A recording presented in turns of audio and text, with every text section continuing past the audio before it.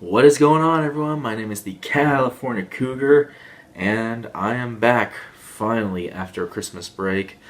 Unfortunately, I had to extend it a bit because I was dealing with the coronavirus. Yes, I tested positive for COVID once I got back home to California, but I'm back here now.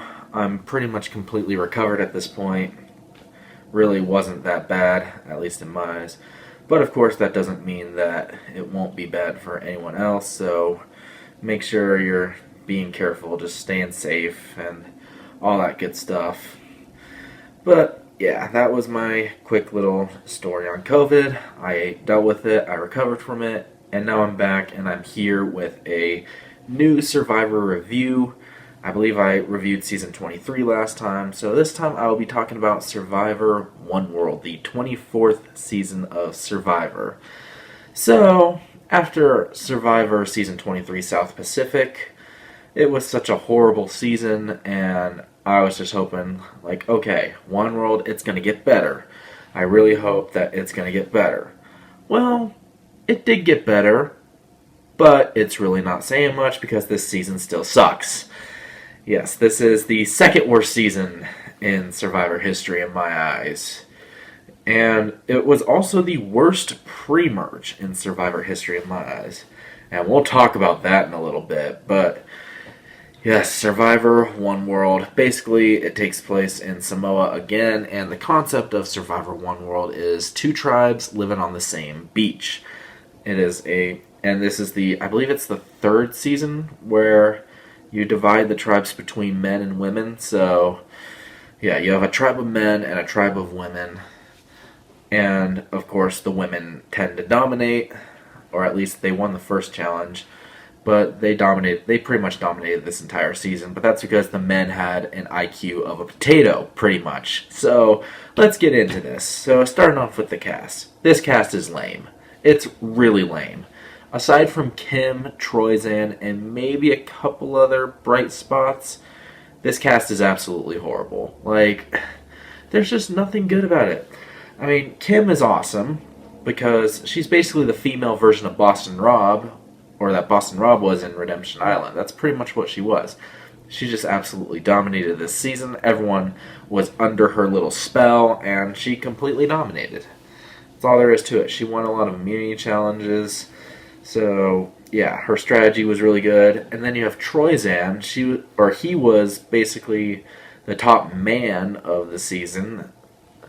It's unfortunate that he got kind of ganged up on by all the women because I really did like him as a character. He did come back for Game Changers later. We'll talk about that once we get to that season. But, yeah, I did like Troyzan because at least he was trying. At least he was the only one that was kind of using logic. Now we get to the rest of the cast, and pretty much they all kind of suck. I mean, Chelsea and Sabrina, they make the final three, but they're blander than vanilla. Actually, that's kind of an insult to vanilla, because vanilla at least tastes good. There's really nothing that great about Chelsea and Sabrina. They were just kind of there as Kim's puppets. And then you have Christina, she could have been a decent underdog, but again, she didn't really do much. She just kind of let Kim take the controls, and that's how she stayed in the game for so long. Then you have Alicia, who I'll talk about with another person later. And then you have Tarzan. Oh my god, he was freaking obnoxious the whole time. With his dumb underwear, he was like a wannabe Philip Shepard. That's what he came off to me. Or that's how he came off to me. He was a wannabe Philip Shepard. And then you have Kat, who was just dumber than a box of rocks the whole time. Just this 22-year-old constantly thinking that she could get to the end with Kim. But then Kim blindsided her, and she's like, "Oh my god, Kim blindsided me. I didn't think she would do that. She lied to me. Oh my god, I'm not going to make the final three now." You're on Survivor, bitch. Come on.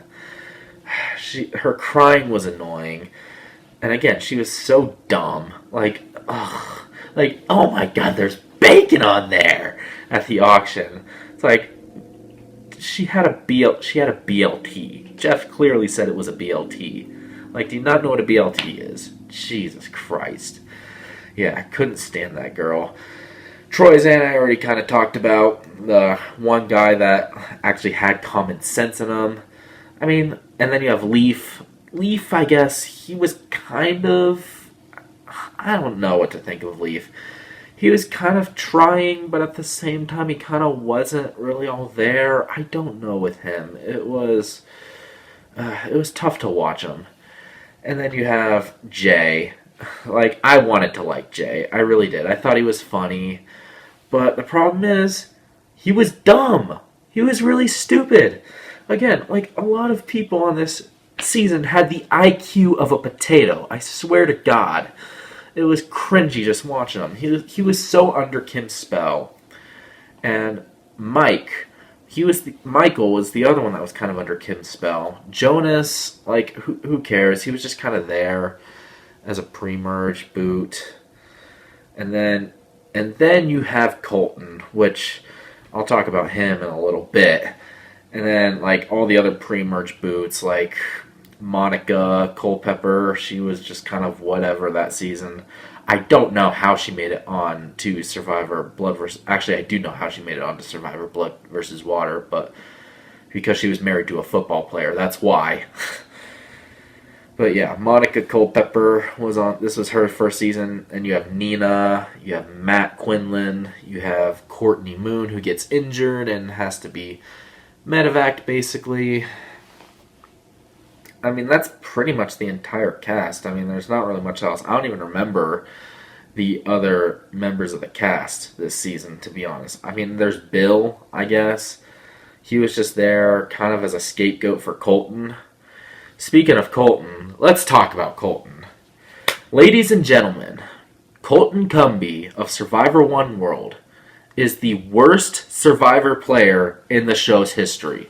I am not kidding. I don't think I've ever seen a character more unlikable, more vile, more filthy, and more of just a crybaby than Colton Cumbie was.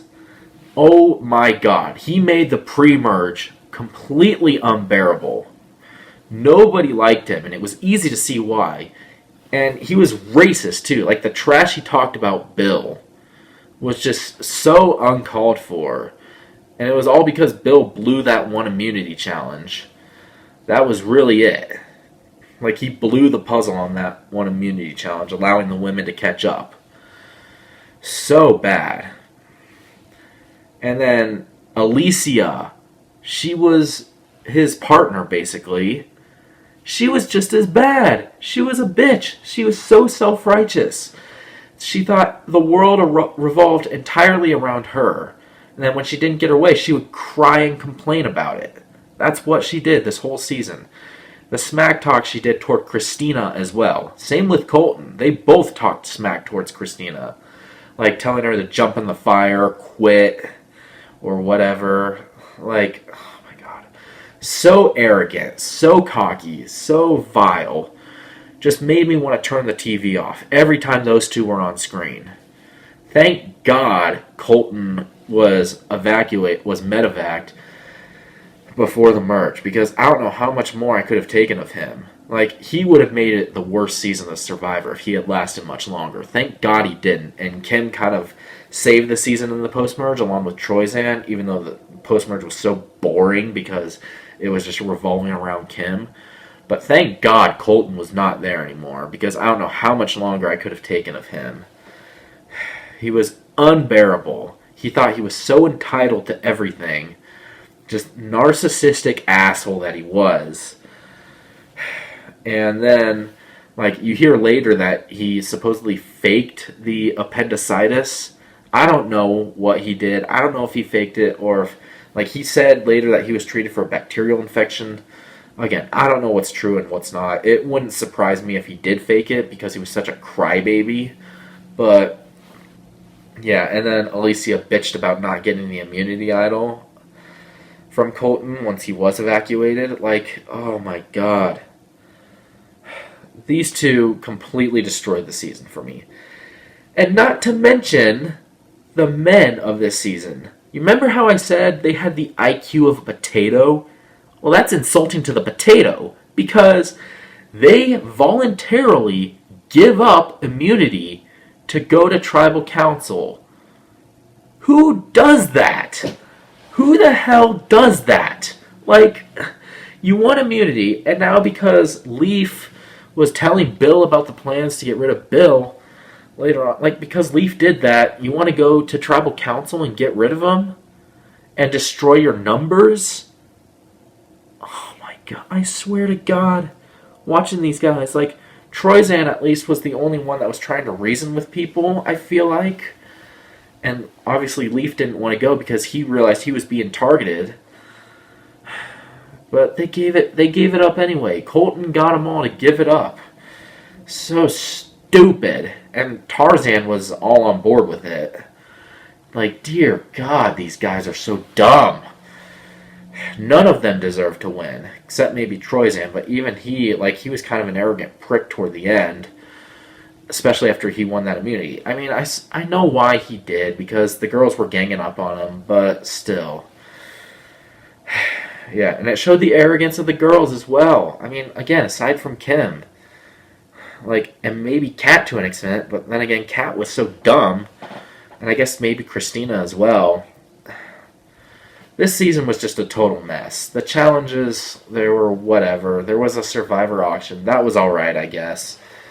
I mean, the touchy-feely challenge was alright. I always enjoy that challenge. The When It Rains challenge, where Chelsea basically convinces Leaf to give up immunity for food. I mean, that was alright, I guess. Kim's strategy was good. She had an immunity idol. She won challenges. She did what she needed to do to win the season. A lot of people call her the greatest winner of all time. I think she's the greatest female winner of all time, for sure, because of the way she played everybody that season. And I love how people are always discrediting Rob's win because it took him 4 tries. He did the same thing that Kidden did, basically.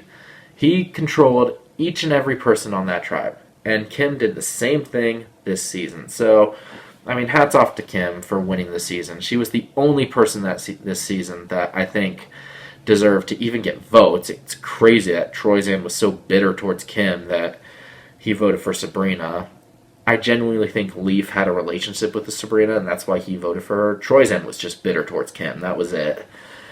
But, yeah, I mean, this season absolutely sucked. There's almost nothing redeemable about it. Colton made it the worst pre-merge ever, especially with the getting the guys to give up immunity, and like all the every time the guys won a reward challenge, like all the girls would try and get close to them, try and give them stuff to like get around the fire and whatnot. Like, that was kind of cringe. So yeah, like, this season, 1 out of 10. 1 out of 10. To me, it's the second worst season of Survivor behind South Pacific. So yeah, Survivor One World, 1 out of 10. It seems only fitting to me that a season called Survivor One World will get a 1 out of 10. But yeah, there's my review of Survivor One World. More of a rant. Not as much as South Pacific, but still kind of a rant. It's one of the worst seasons in Survivor history in my eyes. Again, I said it was the second worst, only to Survivor One World. And yeah, this is the last season of the Survivor Dark Ages.